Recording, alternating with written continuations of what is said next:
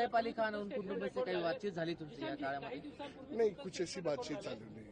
दिशाजी, तुमचं statement record झालेलं आहे.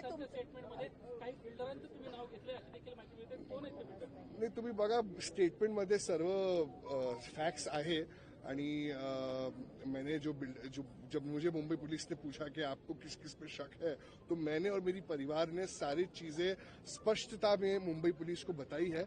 और थोड़ी हैरानी जरूर है कि मुंबई पुलिस ने बिल्डर्स को क्यों नहीं इंटरोगेट किया, क्योंकि अगर वो कहते हैं कि मैं भी खतरे के दायरे में था तो मैं भी मेरा स्टेटमेंट बहुत महत्वपूर्ण होना चाहिए. और जब मैं और मेरे परिवार कोई बिल्डर्स के बारे में कह रहे हैं और जो हादसा वारदात हमारे साथ हुई है उसको बोल रहे हैं, उसके बावजूद अगर इंटरोगेट नहीं किया जा रहा है बिल्डर्स को, तो ये बहुत दुर्भाग्यपूर्ण है. और लॉ एंड ऑर्डर को ये जो सिचुएशन है ये और खराब होते जाएगा.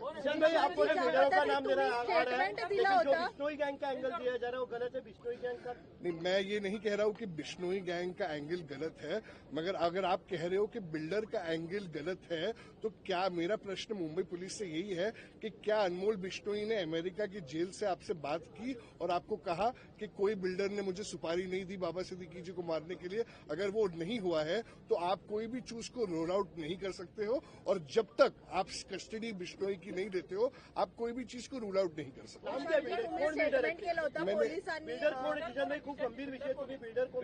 देखिए, मैंने बिल्डर्स के नाम मुंबई पुलिस को दिए हैं. वो मेरे, अगर आप जब चार्जशीट आएगी तो आप देख सकते हो कि चार्जशीट में भी आएगी. तो मुझे लगता है कि मुझे अभी बोलना उचित नहीं रहेगा. चार्जशीट जब आएगी तब जग जाहीर होएगा. मैंने तो बिल्डर्स के नाम भी कहे. तुम्ही वारंवार म्हणतात की पोलीस तुम्ही दिलेल्या स्टेटमेंटनुसार तपास करत नाहीये. त्या दिवशी देखील तुम्ही गेला होता, तेव्हा देखील काय झाली चर्चा? तेव्हा काही म्हटलं होतं? उस दिन भी मैंने चर्चा की जब हम मुख्यमंत्री साहब के साथ बैठेंगे, जब कोर्ट में जाएंगे, तो जज भी आपसे यही पूछेंगे कि आपने जो फैमिली है और उनके बेटे हैं जो खुद उनके साथ भी हादसा हो सकता था, पता चला है कि दोनों को मारने की सुपारी मिली थी, आदेश मिला था, जो भी वो कहते हैं. तो जब मुझे कुछ शक है और ऐसे फोन पे कॉन्वर्सेशंस हुए थे, बहुत सारे वाक्य है जो मैंने पुलिस को कहे हैं, बहुत सारे प्रूफ्स है जो मैंने उनको दिए हैं, उसके बाद भी अगर वो बिल्डर्स को इंटरोगेट नहीं करते हैं तो मुझे लगता है इस शहर में लोगों का लॉ एंड ऑर्डर से विश्वास उठ जाएगा. क्योंकि कल को कुछ भी रहा, जैसे कल भी एक हादसा हुआ था, ऐसा ना हो कि आगे भी कोई हादसा हो और सिर्फ ब्लेम दिया जाए बिश्नोई पे, तो ऐसा मुंबई का लॉ एंड ऑर्डर सिच्युएशन खराब होते जाएगा. एक घटना होताना पाहायला मिळतात. सलमान खान जिस बैंड्रा में हम पैदा हुए थे, जिस बैंड्रा में हमने हमारा बचपन बिताया है, उस बैंड्रा और अब इस बैंड्रा में बहुत फर्क है. और जरूर मैं ये कहूंगा कि जितना सेफ तब था अब उतना सेफ नहीं. जिशांजी, एक शेवटचा प्रश्न. ज्या पद्धतीत तुम्ही सांगतायत मुंबई पोलिसांना तुम्ही संपूर्ण माहिती दिली आहे, पण तसा तपास होत नाही. काय वाटतं नेमकं का असं कारण असेल? मुंबई पोलीस तसा तपास का करत नाही? आणि गृह खातं जे आहे ते देवेंद्र फडणवीसांकडे आहे. तुम्ही स्वतः त्यांची भेट घेऊन या संदर्भात सांगणार आहे का? देवेंद्र फडणवीस साहब मेरे पिताजी के बहुत ही अजीज दोस्त रह चुके हैं. और जब मेरे पिताजी के साथ ये जब हुआ तो फडणवीस साहब खुद उस वक्त अस्पताल भी आए थे. तब के मुख्यमंत्री एकनाथ शिंदे साहब के साथ मेरे नेताजी दादा भी आए थे. तो फडणवीस साहब ने मुझे यही कहा था कि जीशान, तू बिल्कुल भी फिक्र मत कर, तुम्हारे पिता के अलावा बाबा मेरा दोस्त भी रह चुका है. तो मुझे यकीन है कि जो प्रश्न मैंने पुलिस से किए हैं वही प्रश्न गृह मंत्री और आदरणीय मुख्यमंत्री साहब देवेंद्र फडणवीस जी भी पुलिस से कहेंगे. और जिस तरीके से हम ये चाहते हैं कि इंटरोगेशन हो, एक फेयर इंटरोगेशन हो और बिल्डर से भी पूछताछ हो, और मुंबई पुलिस से कर सकती है, इसीलिए हमारी अपेक्षा मुंबई पुलिस से रहेगी. गृह खात्याला तुम्ही काही पत्र लिहिणार आहात का? तुम्ही फडणवीसांची भेट घेऊन या संदर्भात माहिती देणार आहात का? मैंने अजीत दादा से भी मुलाकात की है 2 दिन पहले, और इसके बाद मैंने फडणवीस जी का भी समय मांगा है.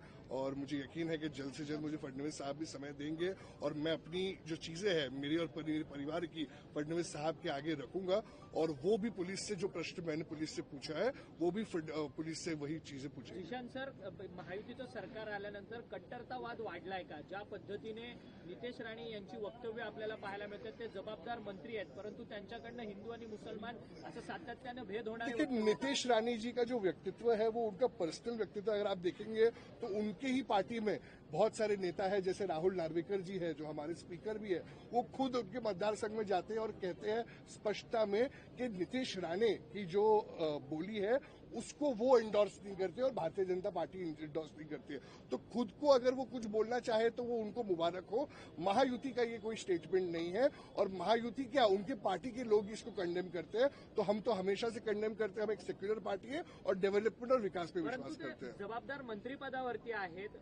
विशाळगडाच्या उरुसचा विषय आला तर ते म्हणतात की विशाळगडाचा उरुस मी होऊ देणार नाही आणि जिल्हा प्रशासनाने त्या उरुसवरती बंदी घातली. ऐसे बहुत लोग आए हैं, बहुत कुछ कहे हैं, और इसका जवाब महाराष्ट्र की जनता ने उन्हें दिया और इस बार भी पण देगा। देवेंद्रजींनी त्यांना चाप लावणं गरजेचं आहे का? कारण सत्तेतले जबाबदार मंत्री आहेत, असं असताना एखादा धार्मिक तेढ निर्माण होईल अशी विधानाकडे देवेंद्र फडणवीसांनी दखल घेणं गरजेचं आहे. कारण तुम्ही सांगणार नहीं, जरूर 100% जब हमारी मुलाकात होगी पार्टी मीटिंग में भी और ज्वाइंट पार्टी मीटिंग्स में भी, कि ऐसी भाषा और ऐसे चीजें कोई भी धर्म या कम्युनिटी के अगेंस्ट नहीं बोलनी चाहिए। और अगर वो एक इज्जतदार आदरणीय मंत्री है तो उनको तो मुझसे ज्यादा पता होना चाहिए।